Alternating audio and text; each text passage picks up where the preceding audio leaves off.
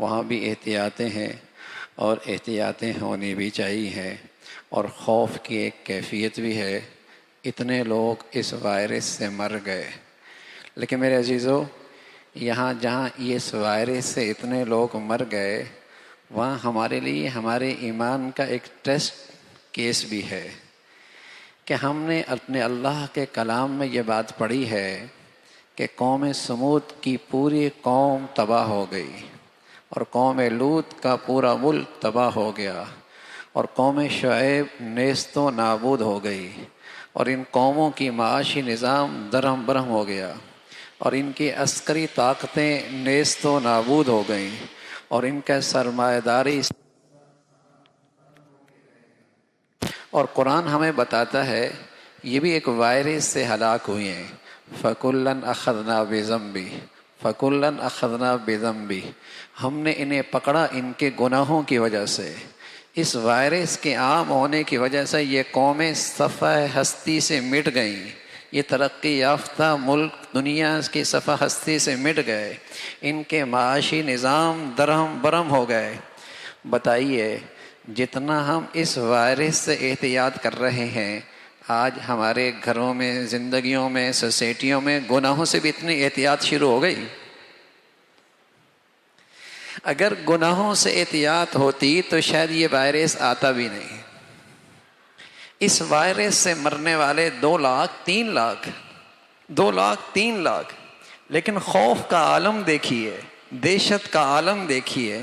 میں عرض کر رہا ہوں احتیاط کیجیے، ہم بھی کر رہے ہیں، تو سنت ہے، لیکن خوف زدہ جس چیز سے ہونا تھا اس سے تو آج مسلمان بھی نہیں ہو رہا۔ چلو کافر نہیں ہو رہا تو سمجھ میں آ رہا ہے، اس کو قرآن پر ایمان نہیں ہے، اسے اللہ پر ایمان نہیں ہے، لیکن مسلمان تو اللہ کو سچا بھی مانتا ہے، ایمان بھی رکھتا ہے، قرآن پر بھی ایمان رکھتا ہے کہ اتنی قومیں صفحہ ہستی سے مٹ گئیں، اور صفحہ ہستی سے مٹنے کی وجہ گناہ کا وائرس تھا۔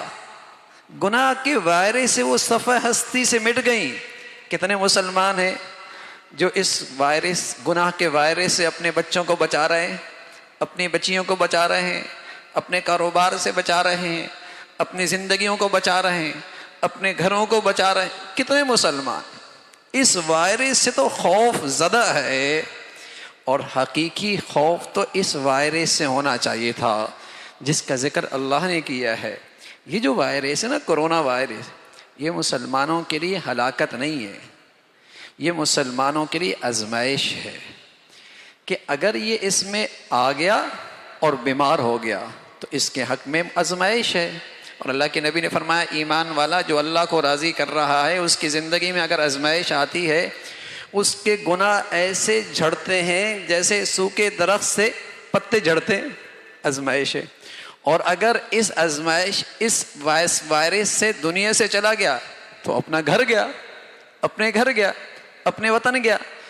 ہلاکت تو ان قوموں کے لیے ہے جن کی زندگی ختم ہو گئی، ہلاکت تو ان قوموں کی ہے جن کی زندگی ختم ہو گئی۔ مسلمانوں کے لیے تو یہ آزمائش ہے، یا اگر دنیا سے چلا گیا تو اپنے گھر گیا، اپنے گھر گیا۔ اس لیے مسلمان احتیاط کرتے ہیں، خوف زدہ نہیں ہوا کرتے، دہشت زدہ نہیں ہوا کرتے، خوف زدہ نہیں ہوا کرتے، دہشت زدہ نہیں ہوا کرتے، احتیاط سنت سمجھ کے کرتے ہیں۔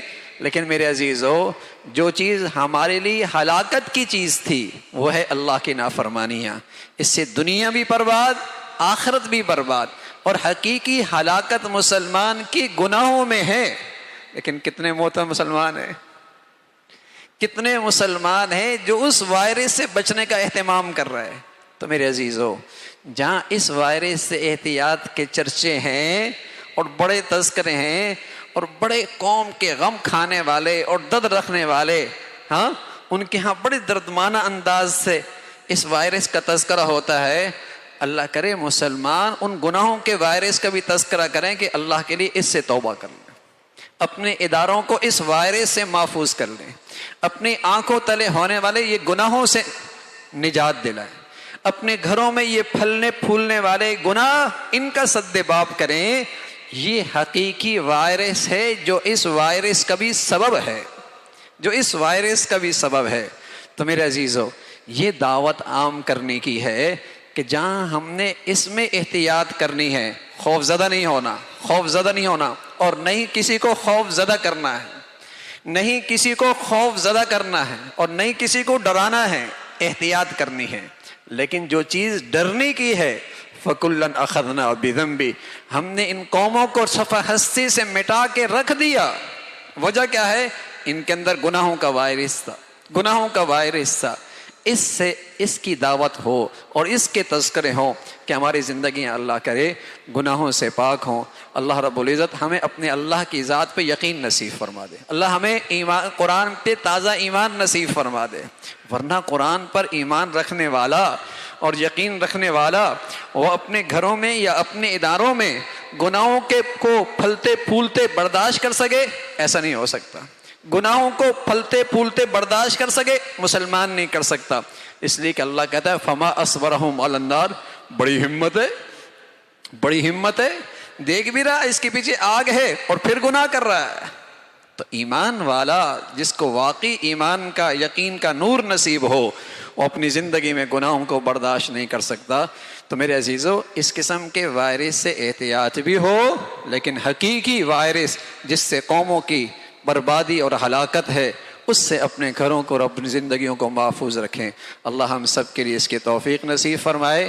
گھروں کے اندر بھی دعاؤں کا اہتمام ہو، استغفار کا اہتمام ہو، آیت کریمہ کا اہتمام ہو، تاکہ یہ جو ایک قومی سطح پہ ایک آزمائش مسلمانوں پہ آئی ہوئی ہے اور ایک تکلیف مسلمانوں کے لیے آئی ہوئی ہے، اللہ اس سے ہم سب کو نجات نصیب فرما دے۔ سبحانک اللہم و بحمدک، نشہد ان لا الہ الا اللہ، نستغفرک و نتوب الیک۔